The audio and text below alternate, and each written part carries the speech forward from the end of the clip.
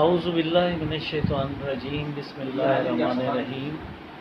آج کا میرا موضوع وہ قوانین ہیں جو اللہ تعالیٰ کی طرف سے جاری و ساری تمام کائنات کے اندر پھیلے ہوئے ہیں۔ سامعین محترم، جو لفظ کلمہ ہے یہ عربی زبان کا ہے۔ اردو میں اسے جملہ کہتے ہیں، انگریزی میں اسے سینٹینس کہتے ہیں۔ ایک سینٹینس اور ایک جملہ، ایک کلمہ عربی کا میں پڑھنے لگا ہوں، لا الہ الا اللہ۔ تو اس سے مراد یہ ہے کہ ایک تو لا سے شروع ہو رہی ہے، نہیں ہے، اور جس جو ہے اتھارٹی کی بات ہو رہی ہے اس کا اسم نامی اللہ ہے، اور الہ جو لفظ ہے اس کے معنی وہ سپریم اتھارٹی، وہ سپریم قانون جو ٹوٹنے کا نہیں ہے۔ دوسرے لفظوں میں سادہ الفاظ کے اندر یہ کہا جاتا ہے کہ یہ بادشاہت ہے، ایک ایسی الٹیمیٹ مکمل حتمی بادشاہت۔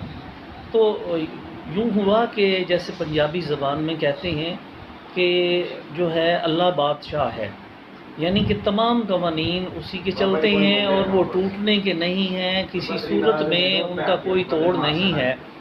تو اللہ کی بادشاہت اور اس کے قوانین جو ہے وہ کہاں بیان ہو رہے ہیں؟ قرآن مجید فرقان حمید کے اندر۔ اس کے ساتھ ساتھ یہ جو کائنات ہے اس کے اندر قوانین بھی وہی چلتے ہیں۔ لہٰذا بات یہ آ جاتی ہے کہ ایک صوفی کے لیے اور ایک سائنٹسٹ کے لیے دونوں ہی حقائق جو ہے ایک ہی طرح کے سامنے آتے ہیں۔ فرق صرف یہ ہے کہ سائنسدان کے پاس کچھ ٹولز ہوتے ہیں، ان ٹولز کے ذریعے سے وہ ان چیزوں کو پرکھ لیتا ہے۔ جب وہ دیکھتا ہے کہ کائنات اور اس کے عناصر جو ہے اس کے پاس ٹول ہیں، ان کے مطابق جو ہے وہ چیک کر کے ان کی کیفیت دیکھ لیتا ہے، وہ سچ کہتا ہے، وہی جو ہے اپنی تحقیق میں بیان کر دیتا ہے۔